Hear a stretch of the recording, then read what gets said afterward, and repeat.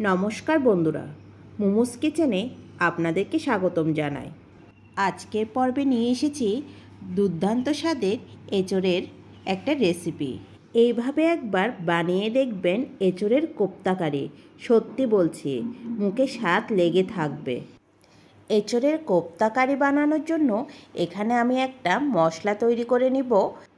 এখানে বড় একটা পেঁয়াজ কেটে নিয়েছি, এক টুকরো আদা কেটে নিয়েছি, আর 7-8টা রসুনের কোয়া নিয়েছি, 3টে কাঁচা লঙ্কা নিয়েছি, আর 2টো টমেটো কেটে নিয়েছি।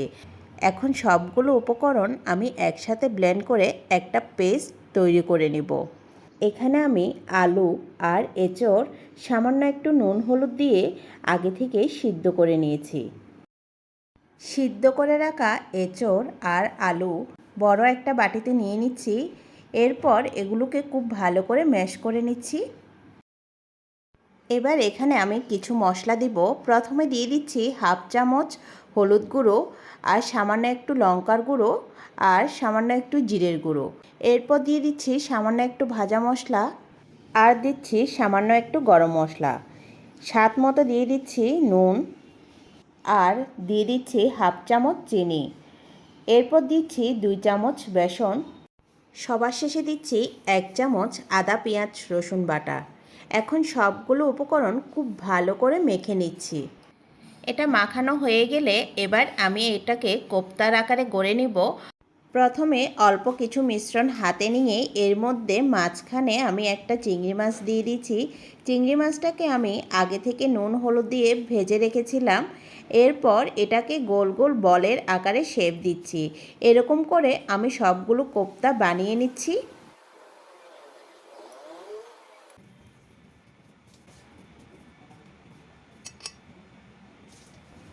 বলের মতো করে সবগুলো কোপ্তা আমি বানিয়ে নিয়েছি। এবার এগুলোকে লাল লাল করে ভেজে নেব।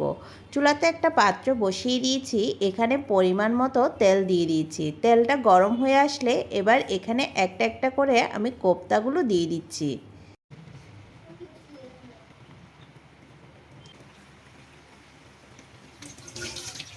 চুলার আঁচটাকে মিডিয়ামে রেখে কোপ্তাগুলোকে আমি লাল লাল করে ভেজে নিচ্ছি।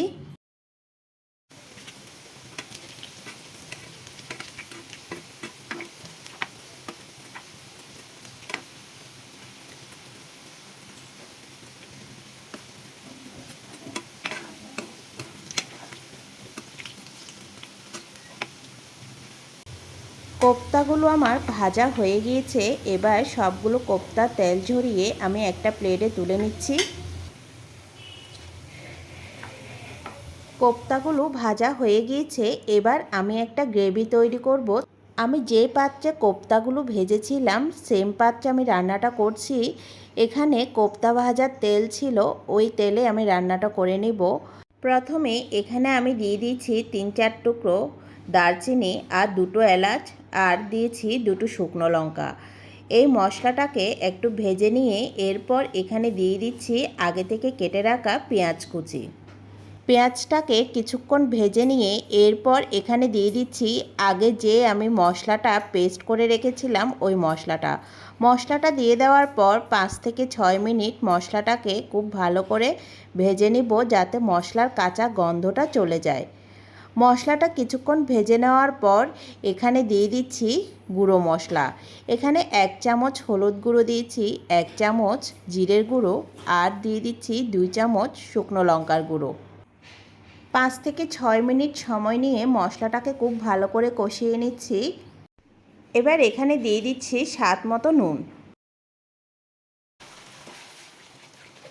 মশলাটা কিছুক্ষণ কষিয়ে নেওয়ার পর এখানে দিয়ে দিচ্ছি আগে থেকে আমি যেই টমেটো পেস্ট করে রেখেছিলাম ওটা। আরও 6 থেকে 7 মিনিট আমি এই মশলাটাকে কষিয়ে নিব, যাতে টমেটোর কাঁচা গন্ধটা চলে যায়। মশলাটা কষানোর পর এখানে দিয়ে দিচ্ছি আগে থেকে 2 চামচ ফেটানো টক দই। এখন আরও কিছুক্ষণ সময় নিয়ে মশলাটাকে কষিয়ে নিচ্ছি। মশলা যত বেশি কষানো হবে তত বেশি রান্নার স্বাদ বাড়বে। আমি ঢাকা দিয়ে আরও 5 মিনিট এটাকে লো ফ্লেমে রান্না করে নেব।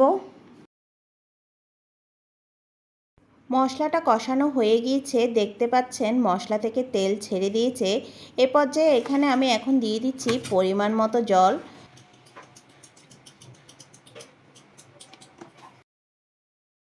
গ্রেভিটা যখন ফুটে উঠবে এখানে দিয়ে দিব আগে থেকে ভেজে রাখা কোপ্তাগুলো। সবগুলো কোপ্তা দিয়ে দিয়েছি। আমি আরও 5 মিনিট এটাকে রান্না করে নিব। রান্নাটা প্রায় শেষের দিকে। এখন আমি এখানে দিয়ে দিচ্ছি সামান্য একটু গরম মশলা। এরপর দিয়ে দিচ্ছি স্বাদের জন্য সামান্য একটু চিনি। সবার শেষে উপর থেকে ছড়িয়ে দিচ্ছি সামান্য একটু ঘি। এবার আমি এটাকে দমে রেখে দিব 5 মিনিটের জন্য। এরপর আপনাদের সাথে পরিবেশন করে দেখাবো এঁচোড়ের কোপ্তা কারি। দেখুন বন্ধুরা, তৈরি হয়ে গেল এঁচোড়ের কোপ্তা কারি। এটা দেখতে যেমন সুন্দর হয়েছে, খেতেও দুর্দান্ত। আমার এই রেসিপিটা ফলো করে আপনারা একবার হলো এটা বানিয়ে দেখবেন। আশা করছি ভালো লাগবে। আজকের রেসিপিটি আপনাদের কেমন লেগেছে কমেন্ট করে জানাতে কিন্তু ভুলবেন না।